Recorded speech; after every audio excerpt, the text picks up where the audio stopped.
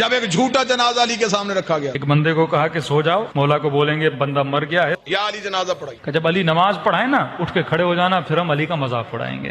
مسلمان شرارتیں نہیں چھوڑتا. تو ایک بندہ لیٹ گیا, جنازہ پڑھانے سے پہلے ہی علی نے کہا کون ہے اس کا جنازہ لے کے؟ یا علی ہمارا دوست تھا بیچارہ, اس کا انتقال ہو گیا ہے. امام نے کہا دیکھو کسی اور سے پڑھا لو, علی سے نہ پڑھاؤ. کہا نہیں یا علی آپ ہی پڑھائیں, نبی کے صحابی ہیں, آپ کا درجہ آپ کا مقام. کہ دیکھو پھر کہہ رہا ہوں مجھ سے نہ پڑھاؤ, کیونکہ میں جب نیت کروں گا تو نیت یہی کروں گا نماز جنازہ پڑھا رہا ہوں.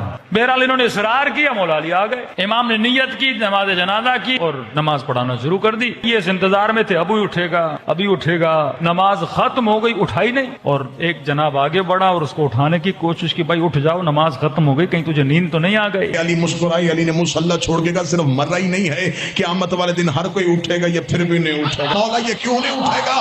فرمایا اس کا بدن نہیں مرا, اس کی روح ہی مر گئی.